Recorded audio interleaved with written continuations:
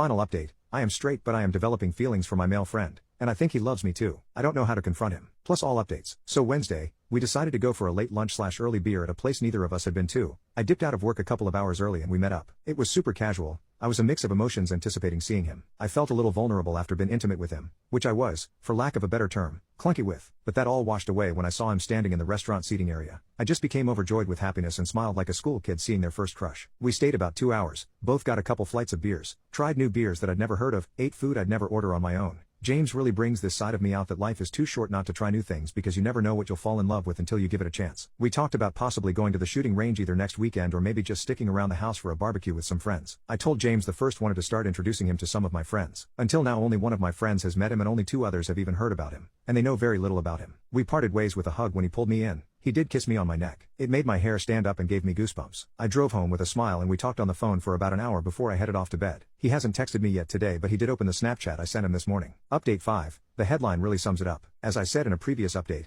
this weekend was dedicated to helping my sister, 37, move. She recently broke up with a longtime boyfriend and is making a move 200 plus miles away to live with a longtime friend. I agreed to help her with the move. I met her at her house, helped get the U-Haul loaded up with the boxes of stuff and what little furniture she's bringing and rode with her out to the new place. We'd stay the night in the new place and she would drive me back this morning. I just got home about an hour ago. We had a considerably long ride back and since the entire trip to the new place and most of the night she vented hardcore about her now ex and talked about how good it felt to be rid of him. I figured I would ask her advice and possibly give her some good news on the ride back. She and I have always had a strong bond. We've both kept our dating lives mostly to ourselves other than normal day-to-day things, meaning we never divulged into the super personal relationship stuff. I basically started off our conversation by telling her I had a little dating news of my own. She responded somewhat surprised and asked where I met her. My stomach felt like it nearly caved in and I sort of perked up and said, well, I met him at, and we hit it off and have been talking almost every day and I think you'd really like him. She sort of paused and I was looking at her while I told her. She just started smiling and turned to me and I could tell she wanted to scream at me with some sort of happy emotion and she just goes, Marcus, are you kidding me? That is wonderful. Wait, am I the first person you've told? I told her she was indeed the first person to know. She reassured me she wouldn't blab to our parents or anyone for that matter, which I trust she wouldn't. She had so many questions about how this happened. I turned her to the Reddit community, showed her the posts, we read hundreds of comments together. She was in tears over how heartfelt and how supportive a group of strangers could be and how helpful and amazing this is for me in my life. We had pulled off at a rest stop to look over the posts and talk. She was just flabbergasted over everything, in a good way. It felt so good to tell someone about him.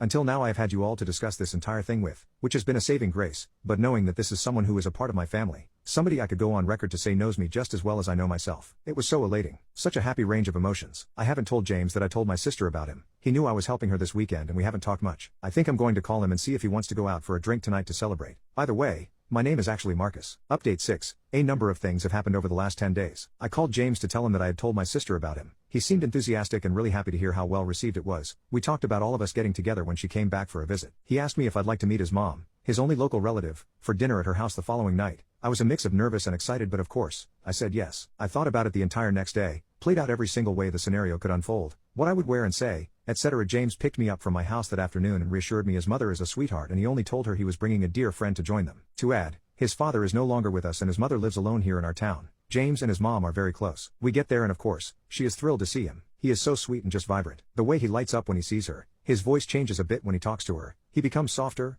more attentive, and calm. It's so attractive to me. I swear I fall deeper and deeper in love with this man every time we see each other. Anyway, we get there and she greets us and walks us in. Her house is small, very cozy, and smells like cinnamon and apple. It just feels like a mother's home. This is the house James grew up in. There are family pictures of him playing sports, trophies, and medals all over. I try not to peer around too much, but once his mother shuffled off to the dining room from the living room to check on dinner, I told him I was going to ask his mom to see his baby pictures. Jokingly, he turned bright red and we both laughed. We joined his mom in the dining room to a plate of food. She made us shepherd's pie and insisted we eat these lemon torts she made for us when we were finished. The conversation was light and happy. She asked me how I knew James, so I told her the abridged version that we'd met through chance and became fast friends. I wasn't sure that I should say anything about us. Not 2 minutes after I told her that, James turned to her and said, Mom, Marcus and I are seeing each other. He beat me at golf so I don't think it's gonna last long. So enjoy his presence while it lasts, and smirked widely at me and we all laughed out loud. My laugh consisted of 90% nervousness. To my surprise, she sort of gasped and said, oh my goodness, you too. That's so sweet. She treated me like a son-in-law. It was so comforting. I breathed a sigh of relief, and we finished eating. I did what I told James the first would and told his mom I wanted to get a better look at James' pictures she had placed throughout the house. She wasted no time walking me through the house showing her little boy off. James stayed behind and cleared the table and washed the dishes. What a gentleman. It was so incredibly sweet to be so well accepted, and welcomed, even, into his family's home,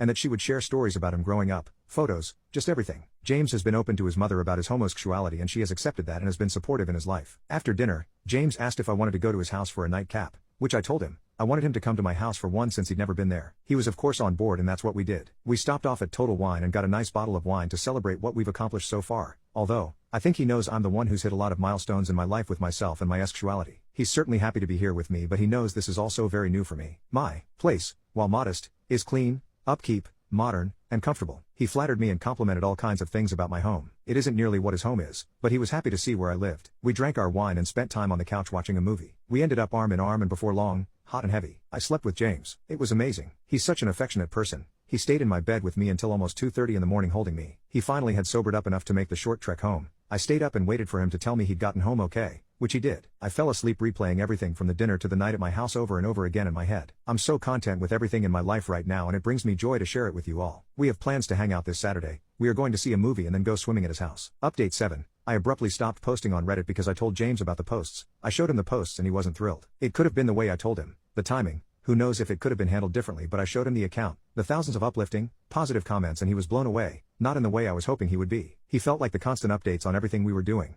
and everything that happened were a bit too personal to be sharing with eager strangers. I defended you all, explaining that without the guidance and push from all of you, I may not have had the courage to act on my feelings. Hell, I may have just repressed them and never knew what to make of them, and we may never have gotten where we were if it hadn't been for Reddit. He insisted we keep our relationship a bit more private and ultimately I agreed and accepted, promising I wouldn't log back into the account or talk about our relationship to anyone anymore. Weeks passed, then months, and things seemed to be going great until they weren't. I found out that he had been cheating on me with not one person, not two people, but more than 10 times with more than 5 partners. I admit that I had gotten jealous a few times and had asked him about some new friends he'd made and had been very friendly with. He always brushed it off and assured me I was the only twinkle in his eye, but something nagged at me to look at his phone. I had a chance to do it, so I did. He left it on his coffee table and fell asleep in the bedroom. I snuck out, grabbed the phone, and unlocked it. I told myself I would only check messages between him and his new friend. I scrolled through and it didn't take long to determine that my suspicions were right. Loving messages, dirty pictures. It was heart-wrenching. I started shaking and wanted to just run away. Something told me to go through the whole phone, so I looked further. Found out he had a Tinder account and another dating app full of messages from men and women. There's no way of knowing exactly how many people or how many times he cheated, but I could account for at least 10 meetups between 5 people and more than a dozen people with dirty texts and picture swapping. I collected everything that belonged to me from his house, pulled my house key from his key ring and took off. He woke up and called me very early in the morning to ask where I was. I told him I found him out. I lashed at him for what he did to me, and he lashed back for violating his privacy by rooting through his phone. I was appalled. I violated your privacy? What about my trust? My heart? Did that mean nothing? This guy I fell so hard for was an absolute monster. When I took a hard look at our relationship, I realized he was controlling and manipulative. He'd talk his way around my better judgment and he convinced me of anything he wanted me to believe. For now and the future, I will keep my spirits high. This whole experience has been an emotional roller coaster. It's taught me things I never knew about myself and it's shaped me into a new man. I'm hurt, yes, but I'm optimistic and in high spirits.